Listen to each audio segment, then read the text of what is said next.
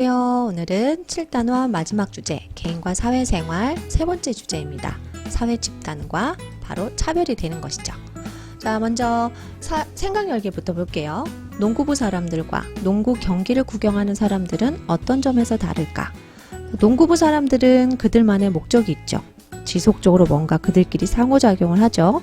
그러나 여기 구경하는 사람들은 한번 모이면 끝이 나는 거죠. 흩어지는 거죠. 이러한 농구부를 우리가 사회 집단이라고 해요. 바로 오늘 배울 거죠. 사회 집단이 뭐고 어떤 특징을 갖고 있나, 그리고 사회 집단에서 발생하는 차별과 갈등에 대해서 오늘 배울 거예요. 자, 그럼 사회 집단이 뭘까요?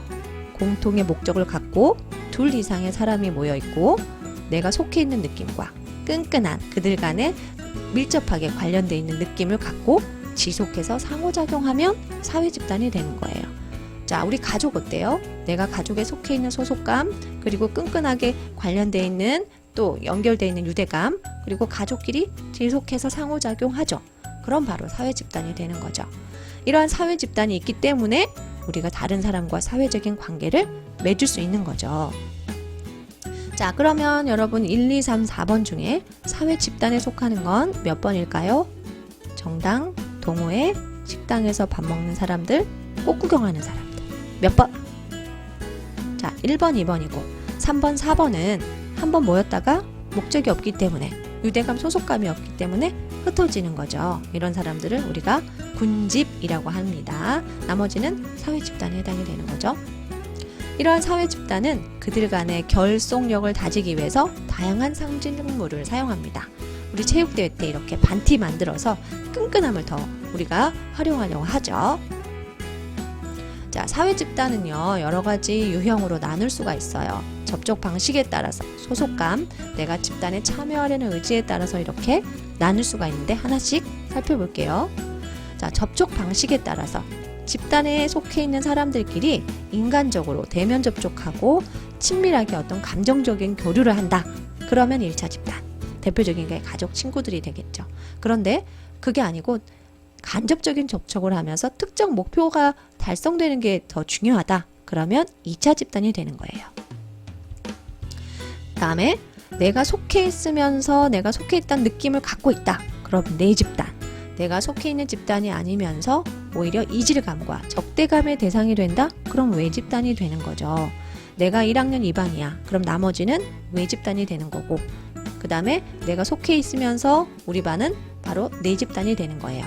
그런데 이러한 내 집단과 외 집단은 고정되어 있는 것이 아니라 상황에 따라서 달라질 수도 있다. 학교별로 학교 대항 축구대회가 열린대요. 그럼 1학년이 똘똘 뭉쳐야 되겠죠. 그럼 다른 반도 우리 학교 같은 학교이기 때문에 내 집단이 되는 거고, 다른 학교가 내 집단이 되는 게 되겠죠. 그 다음에 내가 집단에 내가 선택해서 들어갔다. 그럼 그 집단은 이익사회. 그게 아니고 내가 선택과 무관하게 이 집단에 결합되게 되었다. 그러면 그 집단은 공동사회가 되는 거예요. 가족과 촌락이 되겠죠. 자, 마지막. 여러분이 살아가면서 혹시 어떤 판단이나 행동을 할 때 기준으로 삼는 집단이 있어요? 그럼 그 집단을 준거 집단이라고 합니다. 내가 유튜버가 되는 게 꿈인데 이런 상황에서 그 유튜버는 어떻게 행동할까? 그럼 그 유튜버 집단이 바로 나의 준거 집단이 되는 거죠.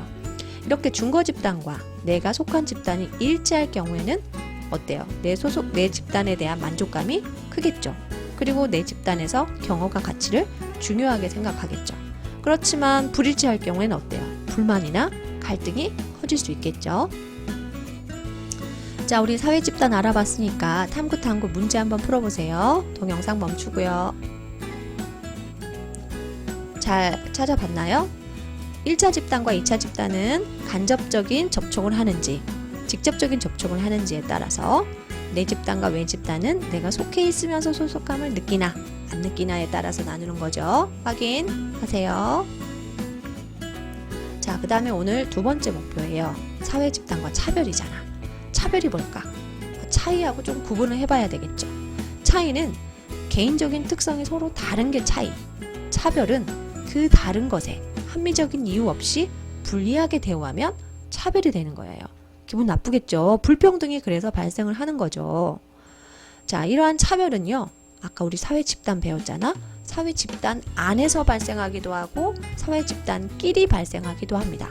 아까 내 집단과 외 집단 구분하다 보면 적대감이 생길 수도 있다고 했잖아요. 그럼 이렇게 차별이 발생할 수도 있는 거고, 사회 집단 안에서도 서로 다름을 인정하지 않으면 연령, 성, 인종차별 같은 문제가 발생할 수도 있죠. 이러한 차별이 발생하면 어때요? 기분 나쁘다고 했잖아요. 심리적인 불안, 물질적인 피해, 또 집단끼리 대립과 갈등이 발생합니다. 가장 기본은 서로 다르다는 걸 인정을 해줘야 되겠죠. 차이를 인정해주고 다른 사람의 권리를 존중해주는 이런 차원의 해결이 좋겠지만, 그게 안 되면 법이나 제도적인 차원까지도 해결을 해야 되겠죠. 실제 미국에서 이런 실험을 했대요. 초등학교 선생님이 어느 날은 푸른 눈을 가진 사람이 열등한 사람이야, 이렇게 이야기한 거야. 아무 이유 없이 푸른 눈을 가졌다는 이유로. 그럼 어때요? 푸른 눈 가진 아이들은 되게 위축되겠죠. 그런데 다음날 갑자기 오늘부터는 푸른 눈을 가진 아이가 우월해, 갑자기 입장을 바꾼 거죠. 그 선생님의 한마디 한마디에 아이들의 표정이 달라집니다.